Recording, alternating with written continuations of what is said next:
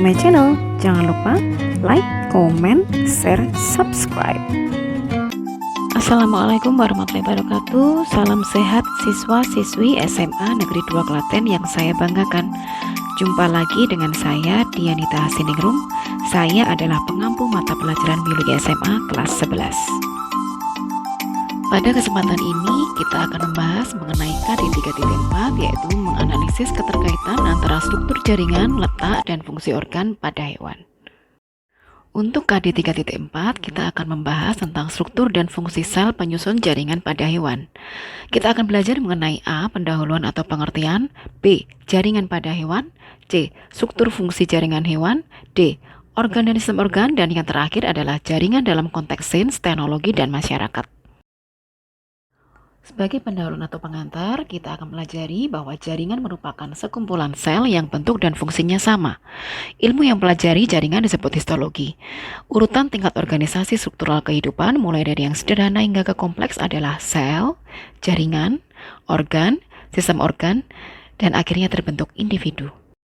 Jaringan pada hewan terdiri dari jaringan embrional, jaringan epitel, jaringan otot, jaringan saraf, jaringan penguat atau penyokong, dan jaringan lemak. Struktur fungsi jaringan hewan. Yang pertama kita akan belajar mengenai jaringan embrional. Jaringan embrional merupakan jaringan dari hasil pembelahan sel sigot. Jaringan embrional mengalami spesialisasi menjadi triploblastik dan juga diploblastik. Triploblastik merupakan terdiri dari 3 lapisan jaringan, yaitu ektoderm, mesoderm, dan juga ektoderm atau entoderm.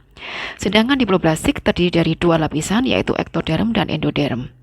Lapisan-lapisan jaringan tersebut kemudian akan berkembang menjadi organ-organ tubuh dari suatu hewan. Yang kedua adalah jaringan epitel. Jaringan epitel berfungsi menutup permukaan luar tubuh, memberi lapisan, serta membentuk organ dalam dan juga kelenjar tubuh. Jaringan epitel terdiri dari sel-sel epitel yang saling mengikat dan membentuk lapisan. Klasifikasi jaringan epitel dapat dilakukan berdasarkan morfologi dan jumlah lapisan sel. Berdasarkan morfologi, jaringan epitel dibagi menjadi 3 golongan, yaitu epitel batang atau silindris, epitel pipi atau squamosa, dan epitel kubus atau kuboid. Sedangkan berdasarkan jumlah lapisan selnya, epitel hanya memiliki 1 lapisan sel disebut epitel selapis, dan epitel yang memiliki banyak lapisan disebut epitel berlapis. Berikut adalah peta konsep dari pembagian jaringan epitel berdasarkan bentuk dan susunannya dan berdasarkan fungsinya.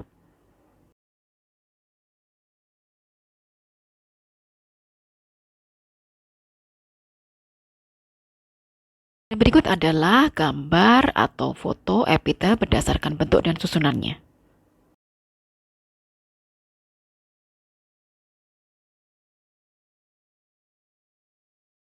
Epitel pipi selapis atau squamous simplex, ciri-cirinya diantaranya mempunyai sitoplasma yang jernih, inti sel berbentuk bulat terletak di tengah. Letak jaringan epitelium pipi selapis diantaranya ada di kapsula Bowman pada ginjal, lapisan dalam pembuluh darah dan limfa, alveolus paru-paru, ruang jantung, selaput bagian dalam telinga, sel ekskresi kecil dari kebanyakan kelenjar. Fungsi epitelium pipi selapis diantaranya sebagai pelapis bagian dalam rongga dan saluran, tempat difusi zat dan infiltrasi zat.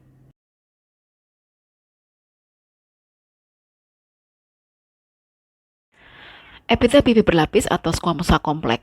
Epitel ini memiliki peran dalam melindungi jaringan yang berada di bawahnya. Terdapat 2 jenis epitel pipi berlapis. Yang pertama adalah jaringan yang letaknya pada bagian bawah lapisan kulit. Strukturnya lebih keras karena terdapat kandungan protein. Sedangkan jenis yang kedua adalah pipi berlapis yang tanpa protein keratin. Letak dari jaringan ini ada pada kerongkongan, mulut, vagina, uretra, dan juga anus. Epitel kubus lapis atau kuboid simplex. Ciri-cirinya diantaranya sitoplasma jernih atau berbutir-butir, inti sel bulat besar terletak di tengah. Letak dari epitelium kubus lapis diantaranya ada pada kelenjar air liur, retina mata, permukaan ovari, dan saluran dari nefron ginjal. Fungsi jaringan epitelium kubus lapis diantaranya sebagai lapisan pelindung atau proteksi, tempat penyerapan zat atau absorpsi, dan penghasil mukus atau mukosa atau lendir atau sekresi. Epitel kubus berlapis atau kuboid kompleks. Epitel ini memiliki fungsi sebagai pelindung jaringan, kelenjar, atau juga sel yang ada di bawahnya. Ciri-ciri dari epitel kubus berlapis diantaranya disusun oleh lebih dari satu lapis sel yang berbentuk kubus. Ada yang bersilia seperti pada kelenjar keringat dan ada yang tidak bersilia seperti pada kelenjar ludah. Epitel kubus berlapis banyak terdapat pada beberapa bagian tubuh, yaitu folikel ovarium, testis, kelenjar keringat, dan kelenjar ludah. Fungsi jaringan ini adalah sebagai pelindung dan penghasil mukosa. Selain itu, jaringan ini juga berfungsi sebagai pelindung dari gesekan. Epitel selindris lapis atau kolumner simplek. Ciri-cirinya diantaranya sitoplasma jernih atau berbutir-butir, nukleus berbentuk bulat terletak di dekat dasar. Letak dari jaringan epitel selindris lapis diantaranya ada pada dinding dalam lambung, usus, kandung empedu, saluran rahim, saluran pernapasan bagian atas, dan juga saluran pencernaan. Fungsi dari jaringan ini diantaranya sebagai proteksi, sebagai penghasil lendir atau sekresi, tempat difusi dan absorpsi zat, dan juga untuk melicinkan. Epitel silindris bersilia. Ciri-cirinya adalah berbentuk silindris dan mempunyai silia. Letak dari jaringan ini ada pada dinding dalam rongga hidung, saluran trakea, bronkus, dinding dalam saluran oviduk. Fungsinya sebagai penghasil mukosa atau lendir untuk menangkap benda asing yang masuk, dan getaran silianya mampu menghalau benda asing yang masuk atau melekat pada mukosa. Epitel silindris berlapis atau kolumner kompleks. Epitel ini berfungsi untuk melindungi jaringan dan sel di bawahnya serta melancarkan proses sekresi pada tubuh. Jaringan ini terdapat pada saluran ekskresi kelenjar ludah dan kelenjar susu. Untuk pria, terletak pada bagian uretra, serta permukaan alat tubuh yang basah misalnya laring, bagian faring, atau hulu tenggorokan. Epitel silindris berlapis semu.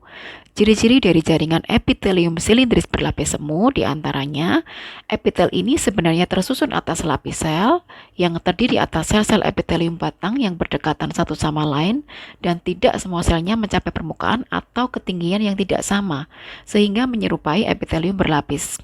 Letak dari epitelium ini ada pada rongga hidung, saluran ekskresi besar, saluran reproduksi pria, dan saluran pernapasan.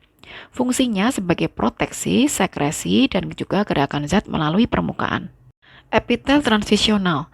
Epitel ini merupakan jaringan yang terdiri atas lebih dari satu lapisan sel. Susunan kombinasinya memiliki bagian pipi dan juga kubus. Jaringan epitel ini terletak pada kandung kemih, dapat melakukan peregangan dan bahkan pembesaran saat menampung urin.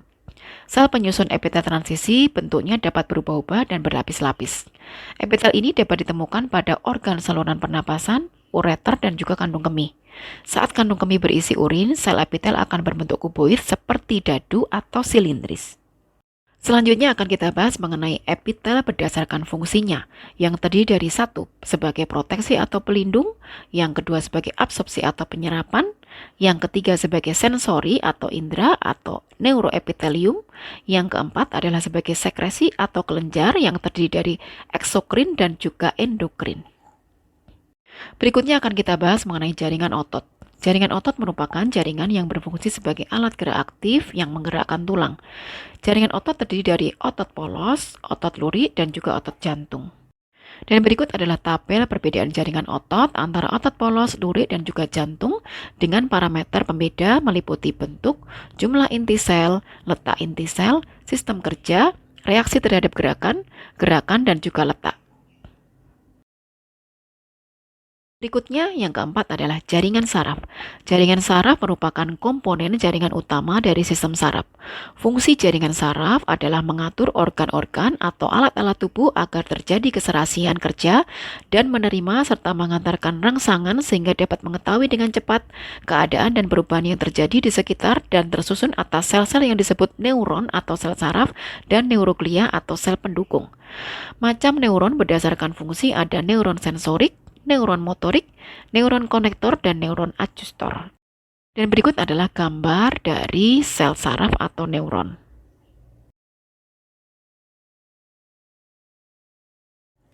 Berikut adalah keterangan dari bagian-bagian sel saraf berikut fungsi-fungsinya.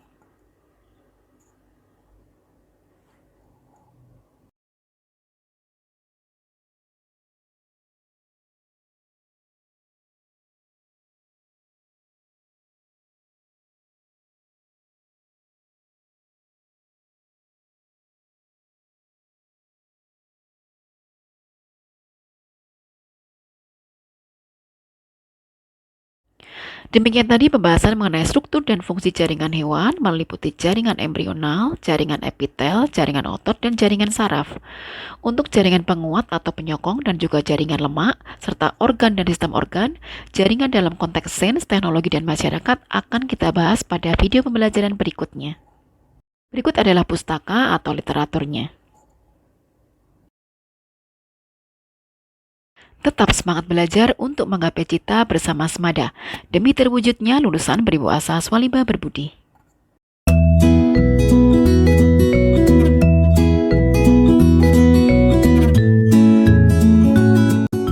Jangan lupa untuk selalu like, komen, share, subscribe.